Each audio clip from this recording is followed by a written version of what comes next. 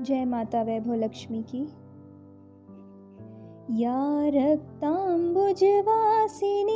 विलासिनी चंडांशु तेजस्विनी या रक्तारुधिरांबरा हरिसखी या श्रीमनोल्हादिनी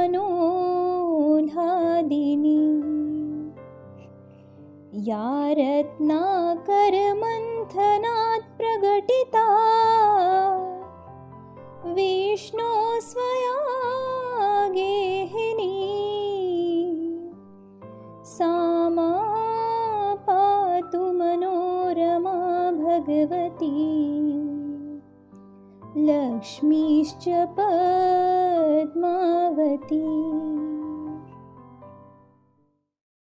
किसी शहर में अनेक लोग रहते थे।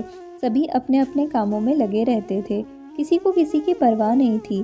भजन कीर्तन, भक्तिभाव, दया माया, परोपकार जैसे संस्कार कम हो गए। शहर में बुराइयां बढ़ गई थी। शराब, जुआ, रेस, व्यभिचार, चोरी, डकैती वगैरह बहुत से गुनाह शहर में होते थे। इनके बावजूद शहर में कुछ अच्छे लोग भी रहते थे।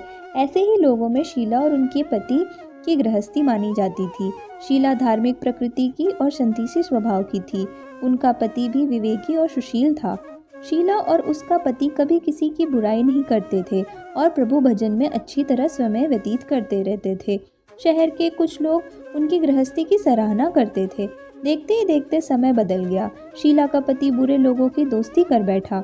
अब वह जल्द से जल्द करोड़पति बनने का ख्वाब देखने लगा, इसलिए वह गलत रास्ते पर चल पड़ा।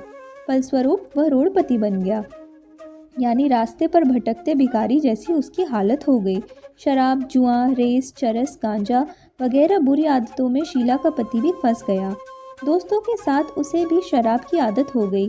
इस प्रकार उसने अपना सब कुछ रेस जुए में गंवा दिया। शीला को पति के बर्ताव से बहुत दुख हुआ, किंतु वह भगवान पर भरोसा कर सब कुछ सहने लगी। वह अपना अधिकांश समय प्रभु भक्ति में बिताने लगी।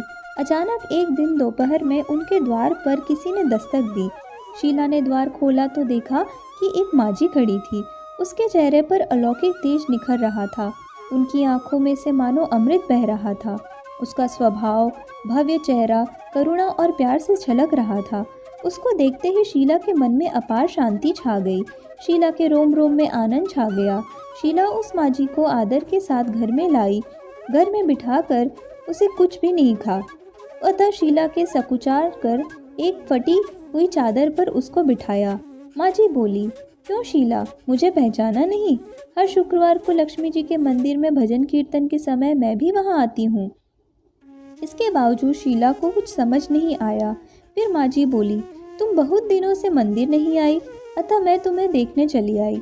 माँ जी के अति प्रेम भरे शब्दों से शीला का हृदय पिघल गया। उसकी आंखों में आंसू आ गए और वह बिलख बिलख कर रोने लगी। माँ जी ने कहा, बेटी, सुख और दुख तो धूप और छांव जैसे होते हैं। धैर्य रखो बेटी, मुझे तेरी सारी परेशानी बता। माँ जी के व्यवहार से शीला को काफ़ी संबल मिला और सुख की आस में उसने माँ जी को अपनी सारी कहानी कह सुनाई। कहानी सुनकर माँ जी ने कहा, कर्म की गति न्यारी होती है। हर इंसान को अपने कर्म भुगतने ही पड़ते हैं, इसलिए तू चिंता मत कर। अब तू कर्म भुगत चुकी है, अब तुम्हारे सुख के दिन अवश्य आएंगे। तू तो माँ लक्ष्मी जी की भक्त है। माँ लक्ष्मी जी तो प्रेम और करुणा के अवतार हैं। वे अपने भक्तों पर हमेशा ममता रखती हैं। इसलिए तू धैर्य रखकर माँ लक्ष्मी जी का व्रत कर, इससे सब कुछ ठीक हो जाएगा। शीला के पूछने पर माँ जी ने उसे व्रत की सारी विधि भी बताई। माँ जी ने कहा, बेटी, माँ लक्ष्मी जी का व्रत बहुत सरल है। उसे वर लक्ष्मी व्रत या वैभव लक्ष्मी व्रत कहा जाता है।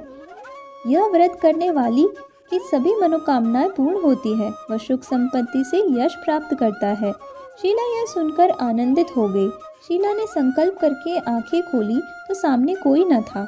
वह विस्मित हो गई कि माँ जी कहाँ गई। शीला को तत्काल यह समझते देर न लगी कि माँ जी और कोई नहीं, साक्षात लक्ष्मी जी थी।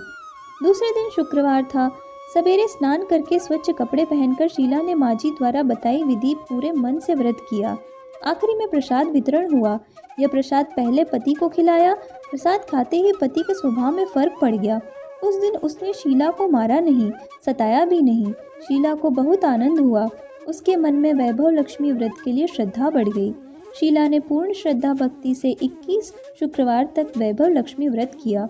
21वें शुक्रवार को माँ जी के कहे मुताबिक उद्यापन विधि कर के 7 स्त्रियों को वैभव लक्ष्मी व्रत की 7 पुस्तकें उपहार में दी।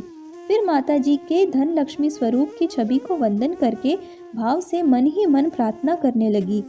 हे माँ धन लक्ष्मी, मैंने आपका वैभव लक्ष्मी व्रत करने की मन्नत मानी थी, वह व्रत आज पूर्ण किया है। हे माँ, मेरी हर विपत्ति दूर करो, हमारा सबका कल्याण करो। जिसे संतान न हो उसे संतान देना, सौभाग्यवती स्त्री को सौभाग्य अखंड रखना, कुंवारी लड़की को मन भावन पति देना। जो आपका यह चमत्कारी वैभव लक्ष्मी व्रत करे उनकी सभी विपत्ति दूर करना, सभी को सुखी करना।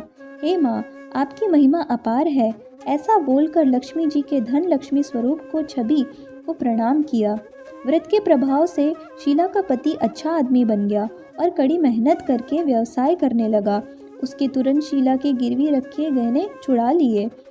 घर में धन की बाढ़ सी आ गई। घर में पहले जैसी सुख शांति छा गई।